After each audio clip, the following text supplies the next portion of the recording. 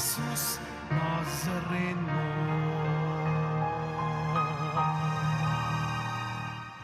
Sa ngalan ng Ama at ng Anak at ng Espiritu Santo, Amen.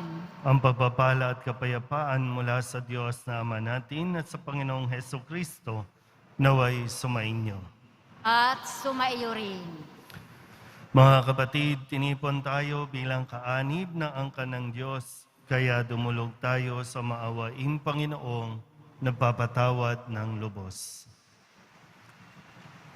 Sinugong tagapagpagaling sa mga nagsisisi, Panginoon, kaawaan mo kami. Panginoon, kaawaan mo kami.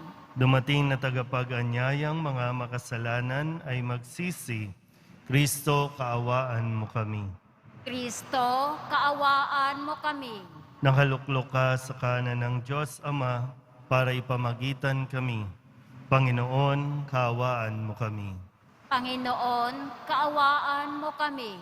Kaawaan tayo na makapangyarihang Diyos, patawarin tayo sa ating mga kasalanan at patnubayan tayo sa buhay na walang hanggan.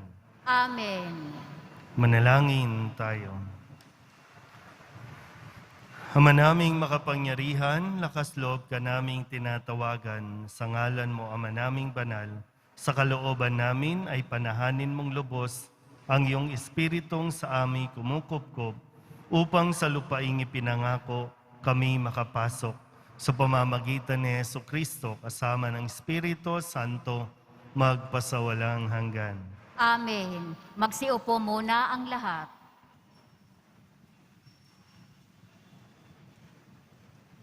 Pagbasa mula sa aklat ni Propeta Ezekiel. Sinabi sa akin ng Panginoon, Tao, ipamukha mo sa Jerusalem ang kanyang kasuklam-suklam na gawain. Sabihin mong ipinasasabi ng Panginoon na kanyang Diyos, Ikaw ay mula sa Kanaan. Amoreo ang iyong ama at Heteya ang iyong ina. Nang ikaw ay isilang, hindi ka pinutulan ng pusod, ni pinaliguan, ni kinuskos ng asin, ni binalot ng lampin. Walang nag-ukol ng panahon upang gawin sa iyo ang isa man sa mga bagay na dapat gawin. Wala man lamang naawa sa iyo, basta ka na lamang inilapag sa lupa nang ikaw ay isilang. Nadaanan kitang kakawag-kawag sa sarili mong dugo. Sinabi ko sa iyo noon na mabubuhay ka at lalaking tulad ng mga halaman sa parang. Lumaki ka nga at naging dalaga. Maganda ang iyong dibdib. Mahaba ang iyong buhok, ngunit ikaw ay hubad. Nang madaanan kita uli, nakita kong ikaw ay ganap ng dalaga, at ibinalabal ko sa iyo ang aking kasuutan upang matakpan ang iyong kahubaran. Nangako ako sa iyo ng buong katapatan. Nakipagtipan ako sa iyo at ikaw ay naging akin. Pinaliguan kita, nilinis ko ang dugo mo sa katawan, at pinahiran kita ng langis. Dinamtan kita ng may magagandang burda at sinuotan ng sandalyas na balat. Binalot kita ng pinong lino at damit na seda. Sinuotan kita ng pulseras sa magkabilang braso at binigyan ng kwintas. Binigyan din kita ng hikaw sa ilong at tainga. Pinutungan kita ng isang magandang korona Nagayakan ka ng alahas na pilak at ginto. Ang kasuotan mo'y pinong lino, piling seda, at telang nabuburdahan ng maganda. Ang pagkain mo'y yari sa pinakamainam na harina. Pulot pukyutan at langis ang iyong inumin. Lumaki kang walang kasing ganda at nalagay sa katayuan ng isang reyna. Natanyag sa lahat ng bansa ang iyong kagandahan, pagkat lalo itong pinatingkad ng mga palamuting iginayak ko sa iyo. Ngunit naging palalo ka dahil sa iyong kagandahan. Ano pat nabuyo ka sa pagiging patutot at ang sarili mo'y ipinaangkin sa lahat ng makita mo. Gayunman, hindi ko na rin kalilimutan ang ginawa kong tipan sa iyo nang ikaw ay bata pa. Ngayon ay gagawa ako ng tipan para sa atin. Hindi ito masisira kailanman. Sa sandaling ipatawad ko ang lahat mong kasalanan, matitikom ang bibig mo dahil sa laki ng kahihiyan. Ang salita ng Diyos. Salamat sa Diyos. Galit ng Diyos ay naparam, pinatawad niya ang tanan.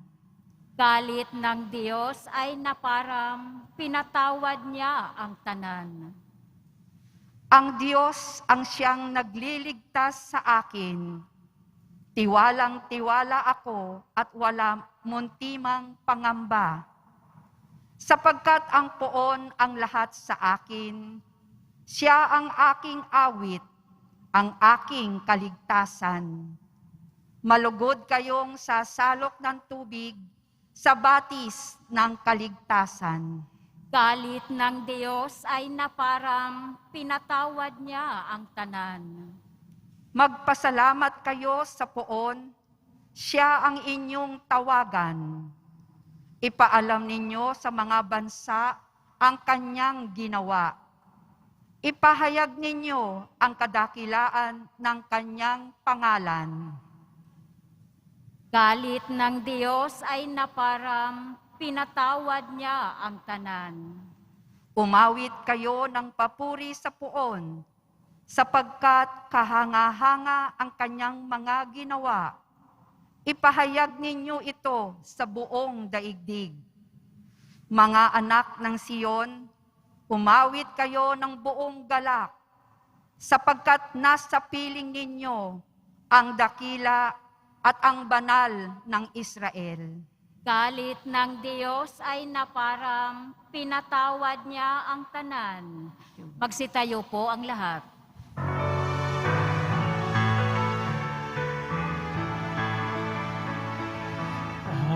Hallelujah, hallelujah,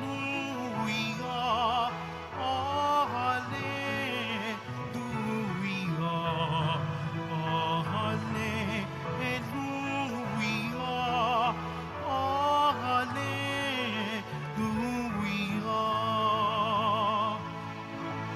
Tanggapin niyo ang salita na di sa tao nagmula, kundi sa Diyos na dakila.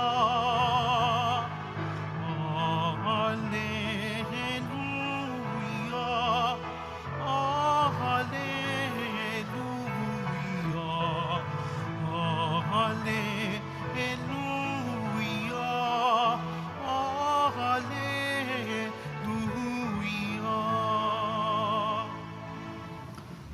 Sumainyo ang Panginoon. At sumaiyo rin. Ang mabuting balita ng Panginoon ayon kay San Mateo. Papuri sa iyo, Panginoon. Noong panahong iyon, may mga Pariseyong lumapit kay Jesus at tinangkang siluin siya sa pamamagitan ng tanong na ito. Naayon ba sa kautusan na hiwalayan ng lalaki ang kanyang asawa sa kahit anong kadahilanan? Sumagot si Jesus, hindi pa ba ninyo nababasa sa kasulatan na sa pasimula pa'y nilalang sila ng may kapal, lalaki at babae? At sinabi, dahil dito, iiwan ng lalaki ang kanyang ama't ina at magsasama sila ng kanyang asawa at sila'y magiging isa. Kaya't hindi na sila dalawa, kundi isa. Ang pinagsama ng Diyos ay huwag paghiwalayin ng tao. Tinanong siya ng mga Pariseo, bakit iniutos ni Moises na bigyan ng lalaki ang kanyang asawa ng kasulatan sa paghihiwalay bago hiwalayan iyon? Sumagot si Jesus, dahil sa katigasan ng inyong ulo, kaya ipinahintulot ni Moises na hiwalayan ninyo ang inyong asawa. Subalit hindi gayon sa pasimula. Kaya sinasabi ko sa inyo, sino mang lalaking humiwalay sa kanyang asawa sa anumang dahilan, liban sa pakikiapid at mag-asawa sa iba, ay nangangalunya. At ang mag-asawa sa babaeng hiniwalayan ay nangangalunya rin. Sinabi ng mga alagad, kung ganyan po ang kalagayan ng lalaki sa kanyang asawa, mabuti pang wag nang mag-asawa. Sumagot si Jesus, hindi lahat ay makatatanggap ng simulaing iyan, kundi yaon lamang pinagkalooban ng Diyos. Sapagkat may iba't ibang dahilan kung bakit may mga lalaking hindi makapag-asawa. Ang ilan dahil sa kanilang katutubong kalagayan, ang iba dahil sa kagagawan ng ibang tao ay nagkagayon sila. Mayroon namang hindi nag-aasawa alang-alang sa ikauunlad ng paghahari ng Diyos. Ang makatatanggap ng simulaing ito ay tumanggap nito. Ang mabuting balita ng Panginoon. Pinupuri ka namin, Panginoong Hesukristo. Magsiupo muna ang lahat. Isang mapagpalang araw po sa inyong lahat. Palapakan natin ang Pong Jesus Nazareno.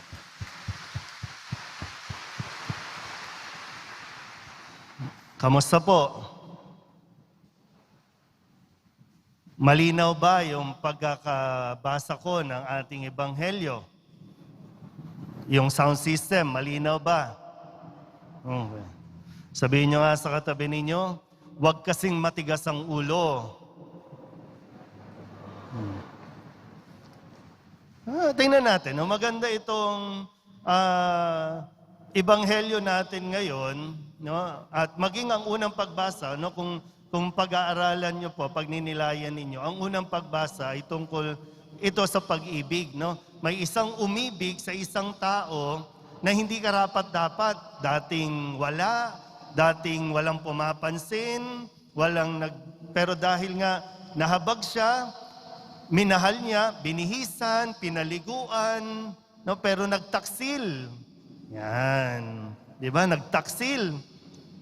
Pero patuloy pa rin siyang minamahal sa kabila ng kanyang pagiging haliparot, kumbaga, no? Kasi patol ng patol sa iba. Kung kani-kanino, hindi pa nakontento, nakalimutan niya kung ano ang ginawa sa kanya ng Diyos. No, ito yung parang pagpapaliwanag ng Panginoon sa mga Israelita, no? Na ito kayo eh. Katulad kayo ng isang babae na binihisan mo na, pinaliguan mo, tapos yan. Kung kani-kanino pumapatol. Ibig sabihin, kani-kaninong Diyos pa lumalapit. nagpapagamit kung kani-kanino. Kaya ito sa Ebanghelyo, yung usapin tungkol sa divorce, tungkol sa paghihiwalay. Mahiya ka naman, no? Baka pwedeng wag lang face mask ang iyong isuot. Baka pati bonnet, face shield, isuot mo. Kasi deboto ka ng Poong Nazareno, pero isa ka sa pumapayag na sige, mag-divorce na tayo.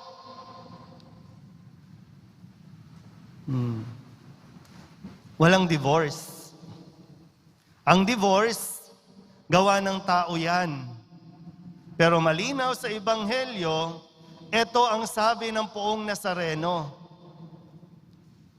May pahintulot naman. Kung maghihiwalay, gusto nyong maghiwalay, pwede naman kayong maghiwalay. Pero hindi ibig sabihin, papatol ka na naman sa iba. Malinaw ba? Pumalakpak nga yung mga may asawa dito.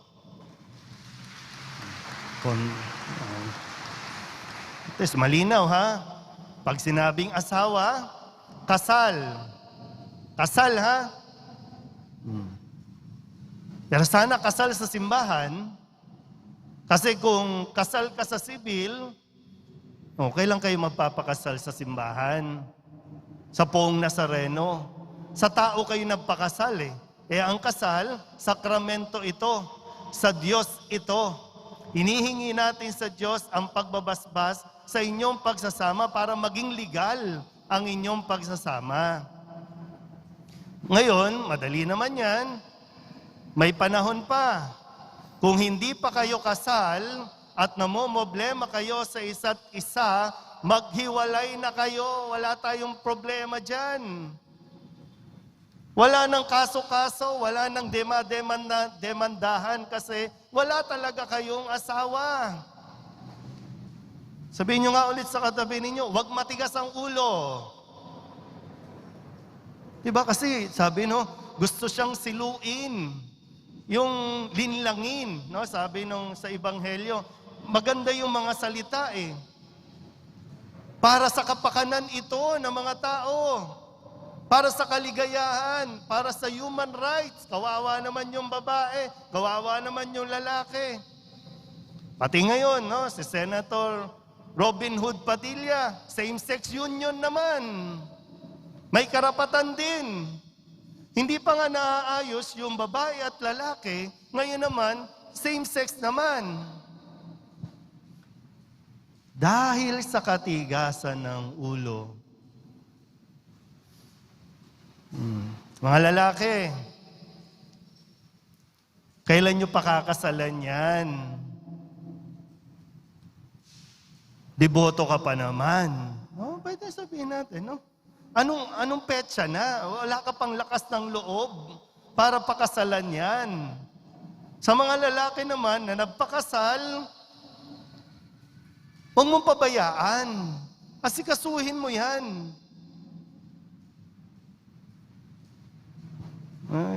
Sarap nyo lang i-real talk dito, no? Kasi hindi pwedeng pa-cute-cute tayo dito pagdating sa usapin ng mag-asawa eh. Dahil yung realidad, no, ng mag-asawa, hindi ito yung parang pelikula lang. Yung reality na nararanasan ninyo mismo. Kasi naniniwala tayo, no, na kapag sira ang pamilya, sira ang lipunan.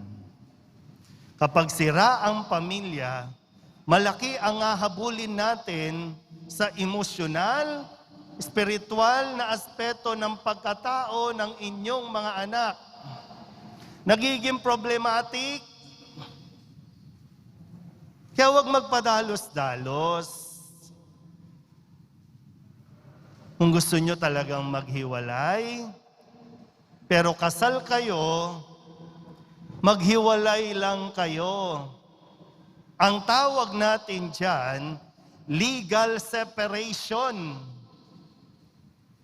Pero hindi nangangahulugan, pwede na kayong mag-asawa ulit. Kasi in the first place, may problema ka nga doon sa una. May problema ka sa pagkatao mo, tapos pasok ka na naman sa bagong relasyon, gagawa ka ng bagong problema, hindi nagiging solusyon. At hindi solusyon yung kumabit ka sa iba, pumatol ka sa iba para magkaroon ka ng perfect married life.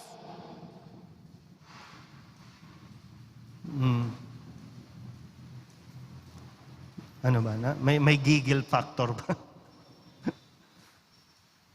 Kasi, dito ka.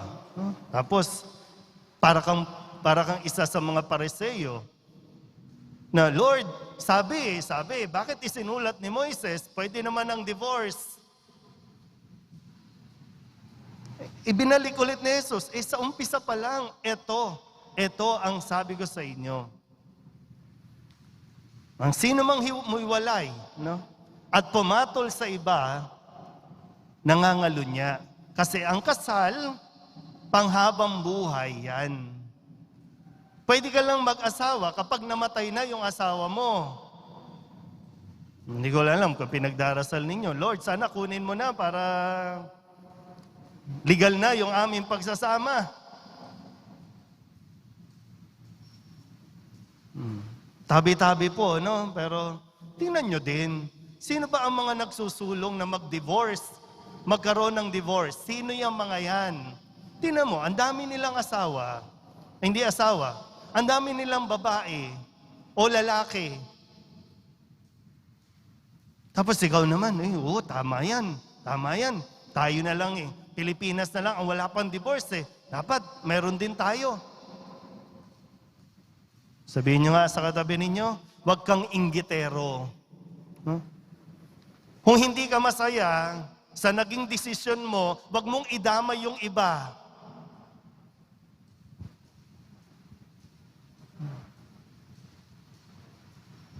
Kasi maganda po yun, no? Tingnan natin, ha?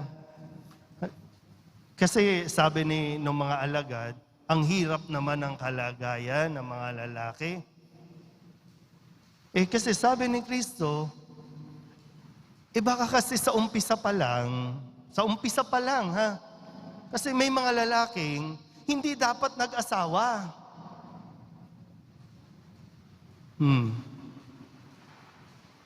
Baka kasi dapat nagpari ka O baka sadyang hindi ka dapat mag-asawa. Yun yung buhay mo, yun yung calling mo O baka yung babae, baka hindi ka talaga dapat nag-asawa. Yung karamihan, napipilitan lang mag-asawa. Bakit? Nakabuntis. Nabuntis na. Kaya sige, ikasal na natin yan.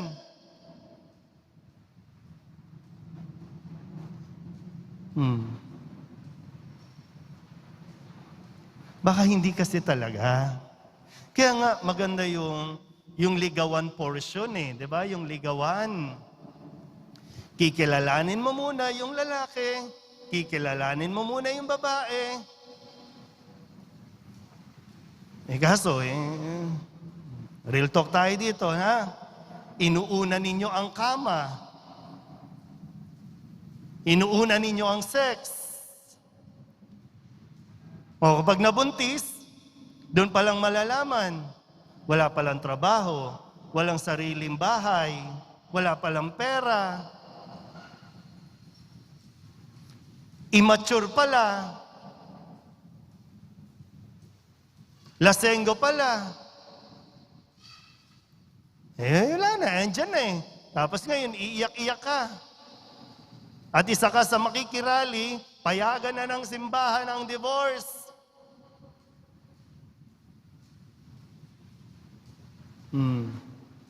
Di ba? Malinaw naman, no? Kung mag-aasawa ka, Kung mag-aasawa ka, sana sa mga magulang din, Kung mag-aasawa ka, ang sabi, iiwan dapat ng lalaki ang kanyang ama't ina, bubukod sila dapat. Magsasarili na para maging isa, panibagong pamilya ito. Yun ang plano Hindi ko alam kung anong setup ninyo, no? Pero dapat pinag-uusapan yan eh. Magkaiba po yung ang magulang ang titira sa bahay ninyo kesa yung kayong mag-asawa ang titira sa magulang. Magkaiba yon. Kaya maraming nagkakaproblema, yung mga manugang. Kasi hindi makaporma eh. Yung mga babae, gusto mong ilabas yung sama ng loob mo, sermonan mo yung asawa mo, hindi mo magawa kasi nandoon yung iyong biyanan. Kasi dapat humiwalay. Isa yan sa, bago kayo mag-asawa, pag-usapan, saan tayo titira? Pansamantala, dito muna, 1 taon. Okay, 1 taon. After niya, bumukod tayo. Tingnan niyo na. Hindi ko po alam, no? Ilan sa inyo dito ang problemado sa kanyang buhay may asawa? At ano yung dahilan? Sige, tingnan po ninyo. Pag-isipan ninyo na mabuti, ha? At sa ilalim niyan, ang root cause niyan, sa katigasan ng ulo mo. Marami din, nasa abroad, mga nanonood sa online. Bakit naghiwalay? At bakit gusto nang maghiwalay? Kasi naman, biruin mo, 20 years, 15 years, magkahiwalay kayo. Padala lang kayo ng padala. Dapat magkasama kayo eh. Pero yun ang sitwasyon. 20 years, pero mo, halimbawa, lalaki. 15 years, 20 years nasa abroad. Na wala pang social media, walang video call, walang tawag. I-justify. Malungkot dito eh. Kailangan kong may kasama. O yun, may sarili ng pamilya sa abroad. May pamilya dito. Kaya, please, mag-divorce. Sana may divorce na. Hindi papayagan yan ng simbahan. Kasi, yan ang utos ng poong Nazareno. Yan ang sabi ng Nazareno. Kaya, kung sakali, dahil nga matigas ang ulo, pagtiyagaan mo na yan. Maghiwalay lang kayo, lalo na kung may pisikalan, bugbugan, hindi na healthy, maya't maya, kagigising lang, nagsasabong na kayo, maghiwalay lang kayo. Kung kasal kayo, ha? Kung kasal, maghiwalay lang kayo. Para din sa ikabubuti ng inyong mga anak. Pero mag-asawa pa rin kayo, kaya hindi kayo po pwedeng pumatol sa iba. Suportahan ninyo ang paglaki ng inyong mga anak. And hopefully, mas maging maayos ang relasyon ninyong dalawa. Hindi man bilang turing na mag-asawa, at least yung friendship ninyo na magkatuwang kayo dahil meron kayong mga anak na dapat ninyong suportahan at tulungan. Nang sa ganon, maging masaya ka na rin. Yung araw-araw na lang ginawa ng Diyos, namomblema ka dyan eh.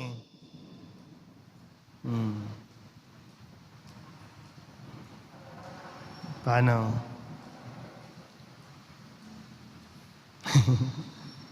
Papakamot ka lang talaga ng ulo, no? Pero, kung talagang gusto nyong magsama, ha? Lagi namin sinasabi, no? Gusto nyo talagang magsama, be practical. Muna kayong magpabongga-bongga pa ng kung ano-ano dyan. Punta kayo dito. Yan. Then, handa ka bang maging asawa? Ikaw, handa ka bang maging asawa? Kasal kayo. Wala pong budget, wala pong gastos. Walang problema yan. Kaya lang, ang arte nyo kasi. Sabihin nyo nga sa katabi nyo, huwag kang maarte. Pakeme-keme pa kayo eh. Yung kaartehan nyo, tumanda na kayo, Di ba sa kaartihan nyo, kasi nakakahiya naman, kailangan may papainom, kailangan may panghanda, kailangan sila ba pakakasalan mo? Siya ba katabi mo? Sila ba yung kainuman mo katabi mo sa higaan? Hindi naman. Mangungutang ka pa, maglo-loan ka pa, para lang may, wow, bonggam-bongga ang kasal. Baon ka tuloy sa utang. Unang taon ng pagsasama nyo, nagbabayad kayo ng utang. O di, nagiging source ng away ninyo. Be practical. Pero ang importante, handa kayong umako ng responsibilidad ninyo. Ng misyon ninyo, ang bukasyon ng pag-asawa ay isang misyon. Hindi rin madali yan kung ang pagpapari ay isang bukasyon. Ang buhay pag-aasawa ay isang misyon. Biruin mo, ino-nurture nyo yung relasyon ninyo. Pag nagkaanak kayo, huhubugin ninyo yung mga anak ninyo para maging mabuti, banal na tao. Misyon yan. Huwag mong tanggihan. Kung para sa iyo ang pag-aasawa, huwag mong tanggihan ng misyon na yan. Kung hindi para sa iyo ang pag-aasawa, huwag mong ipilit. Mga babae, kung walang trabaho pa yan, huwag kang pumayag, ha? Kung nakasandal pa yan sa magulang, hayaan mo muna siya doon. Pero wag na wag mong papatulan. Pwede, mahalin mo, okay. Pero wag muna kayong papasok sa stage na para bang mag-asawa na kayo. Bago ka magsisi sa huli. Wala naman nagsisisi sa umpisa. Laging nasa huli ang pagsisisi.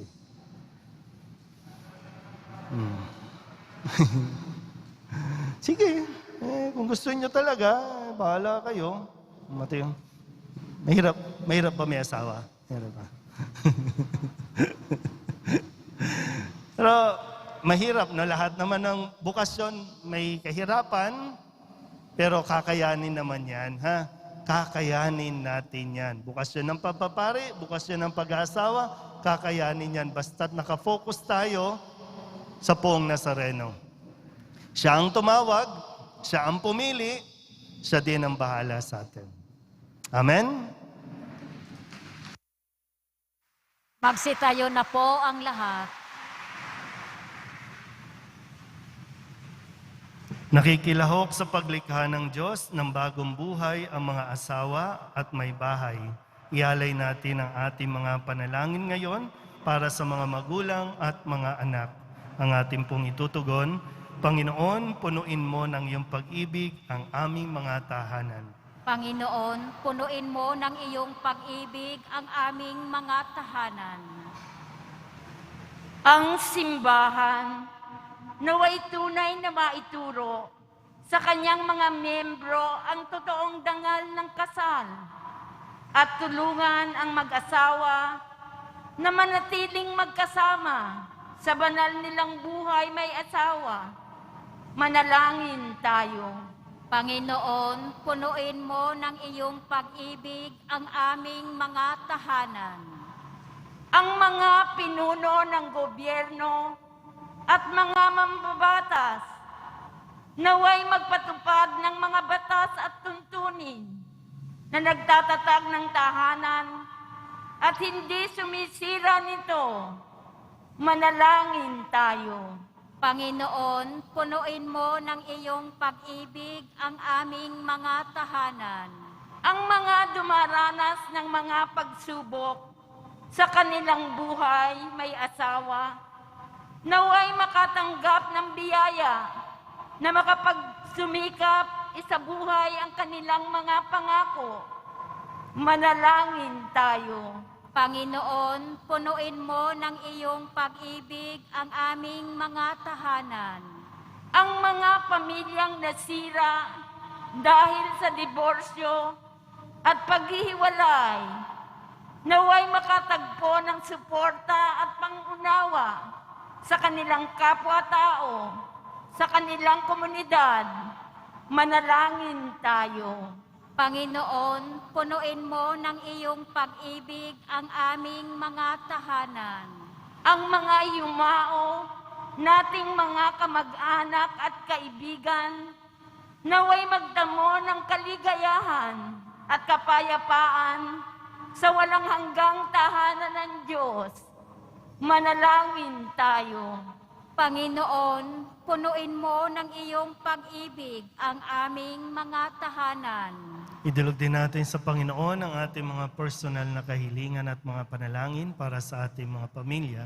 Ganon din ang lahat ng mga misang pasasalamat, espesyal na intensyon at mga kaluluwa na hinihiling na ipagdasal sa misang ito.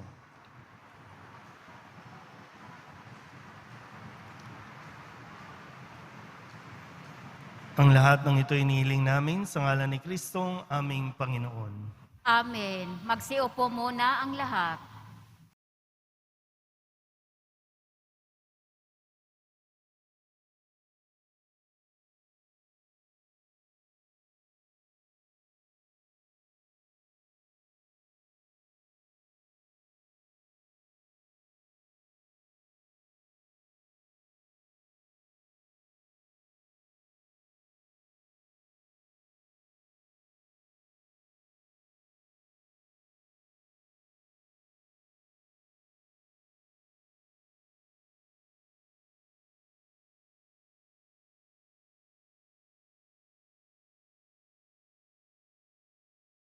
Tayo na po ang lahat. Manalangin kayo mga kapatid upang paghahain natin ang kalugdan ng Diyos amang makapangyarihan. Tanggapin nawa ng Panginoon itong paghahain sa iyong mga kamay, sa kapurihan niya at karangalan, sa ating kapakinabangan at sa buong sambayanan niyang banal. Ama naming lumikha, kalugdan mo ang mga alay ng iyong sambayanan, ang ipinagmagandang loob mong ibigay sa amin upang maihain ay siya nawang gumanap ng iyong ginagawa upang kami tubusin sa pamamagitan ni Jesucristo kasama ng Espiritu Santo magpasawalang hanggan. Amen. Sumainyo ang Panginoon. At sumaiyo rin. Itaas sa Diyos ang inyong puso at diwa. Tinaas na namin sa Panginoon. Pasalamatan natin ang Panginoong ating Diyos. Marapat na siya ay pasalamatan. Ama naming makapangyarihan, tunay ngang marapat na ikaw ay aming pasalamatan sa iyong paglingap at kagandahang loob.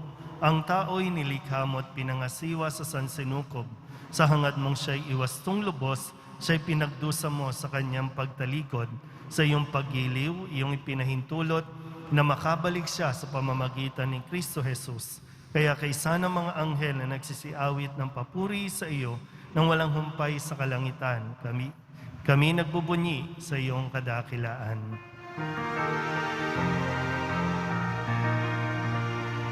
Santo, Santo, Santo, Panginoong Diyos, lumawag mo, napupuno ang langit at lupa ng kadakilaan mo. Hosana sa kaitaasan, pinagpala ang naparirito sa ngalan ng Panginoon. Hosana sa kaitaasan. Magsiluhod po ang lahat. Ama naming banal, ikaw ang bukal ng tanang kabanalan, kaya't sa pamamagitan ng iyong Espiritu, gawin mong banal ang kaloob na ito upang para sa aming maging katawan at dugo ng aming Panginoong Hesukristo.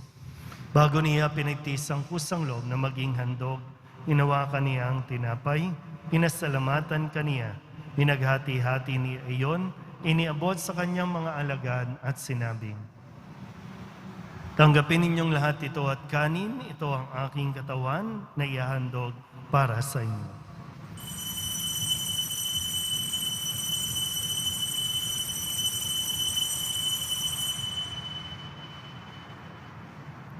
Gayun din naman ang matapos ang hapunan, hinawakan niya ang kalis, muli kaniyang pinasalamatan.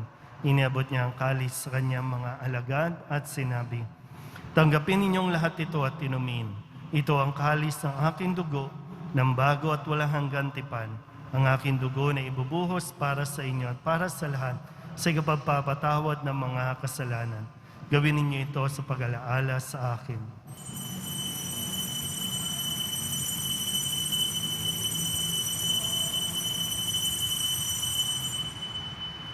Magsitayo na po ang lahat. Ipagbunyi natin ang misteryo ng pananampalataya. Si Kristo'y namatay, si Kristo'y nabuhay, si Kristo'y babalik sa wakas ng panahon. Ama, ginagawa namin ngayon ang pag-alaala sa pagkamatay at muling pagkabuhay ng iyong anak, kaya tiniaalay namin sa iyo ang tinapay na nagbibigay buhay at ang kalis na nagkakaloob ng kaligtasan.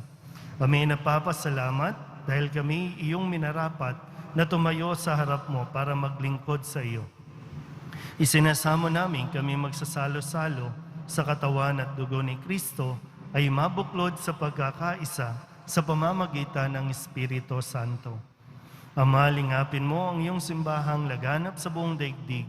Puspusin mo kami sa pag-ibig kay San Francisco na aming Papa at ni Jose na aming Obispo at ng Tanang Kaparian. Alalahanin mo rin ang mga kapatid naming nahimlay na may pag-asang sila'y muling mabubuhay, gayon din ang lahat ng mga pumanaw. Kawaan mo sila at patuloyin sa iyong kaliwanagan. Kawaan mo at pagindapating kaming lahat na makasalo sa iyong buhay na walang wakas.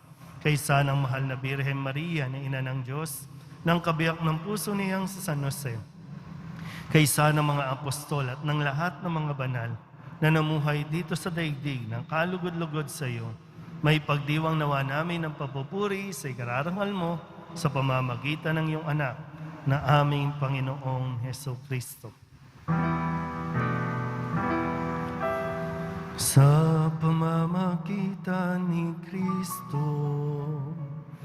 kasama niya at sa Kanya, ang lahat ng parangal at papuri ay sa iyo, Diyos Ama, makapangyarihan, kasama ng Espiritu Santo, magpasawalang hanggan.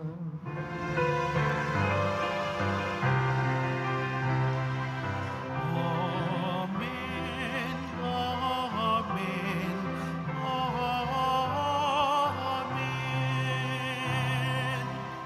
Buong kababaang loob tayong tumawag sa ating Panginoon ng Ama namin. Ama namin, Sumasalangit ka, sambahin ang ngalan mo. Mapasa amin ang kaharian mo. Sundin ang loob mo dito sa lupa para nang sa langit. Bigyan mo kami ngayon ng aming kakanin sa araw-araw. At patawarin mo kami sa aming mga sala para nang pagpapatawad namin sa nagkakasala sa amin. At huwag mo kaming ipahintulot sa tukso at iadya mo kami sa lahat ng masama. hinihiling namin kami iadya sa lahat ng masama, pagkalooban ng kapayapaan araw-araw, iligtas sa kasalanan at ilayo sa lahat ng kapahamakan. Samantalang aming pinananabikan ang dakilang araw ng pagpapahayag ng tagapagligtas naming si Hesukristo. Sapagkat iyo ang kaharian at ang kapangyarihan at ang kapurihan magpakailanman. Amen.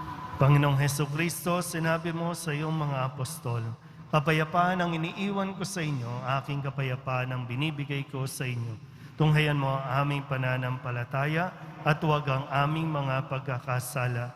Pagkalooban mo kami ng kapayapaan at pagkakaisa ayon sa iyong kalooban, kasama ng Espiritu Santo, magpasawalang hanggan.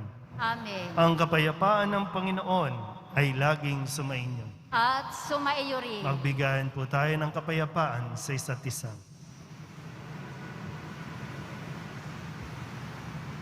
Kordero ng Diyos na nag-aalis ng mga kasalanan ng sanlibutan, maawa ka sa amin.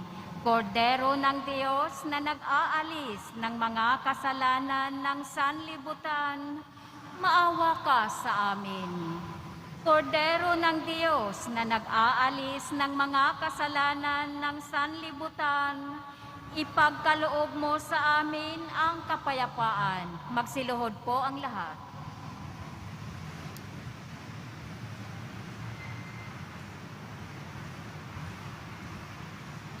Ito ang kordero ng Diyos. Ito ang nag-aalis ng kasalanan ng sanlibutan. Mapalad ang mga inaanyayahan sa kanyang piging. Panginoon, hindi ako karapat-dapat na magpatuloy sa iyo, ngunit sa isang salita mo lamang ay gagaling na ako.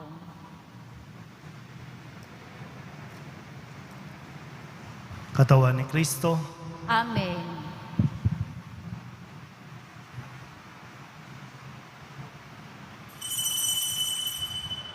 Para sa lahat ng tatanggap ng banal na komunyon, manatili lamang po kayo sa inyong mga pwesto o kinauupuan. Huwag na po kayong aalis o lilipat ng lugar. Ang pari at ang mga lay ministers po ang mag-aabot sa inyo ng komunyon upang maiwasan ang inyong pagdidikit-dikit. Sumunod po tayo. Maraming salamat po.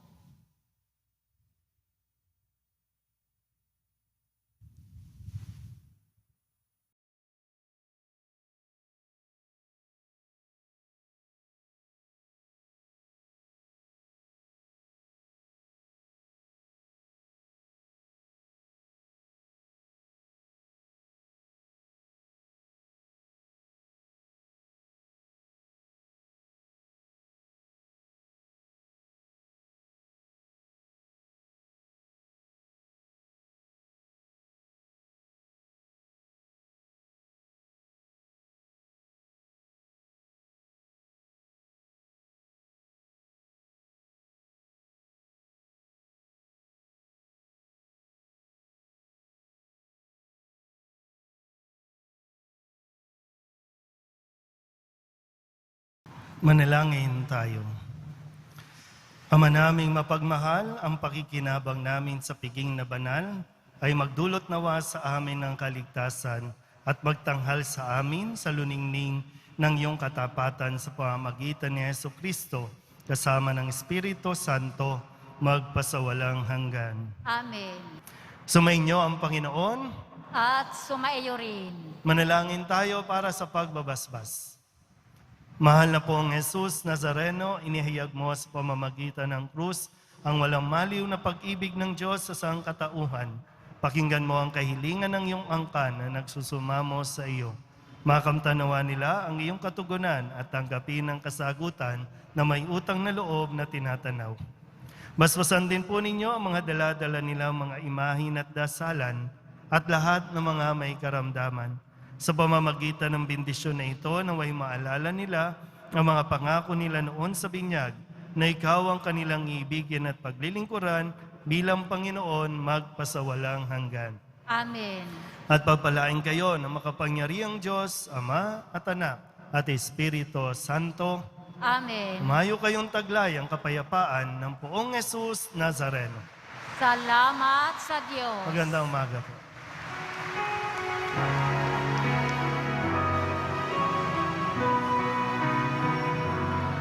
Nuestro Padre Jesus Nazareno,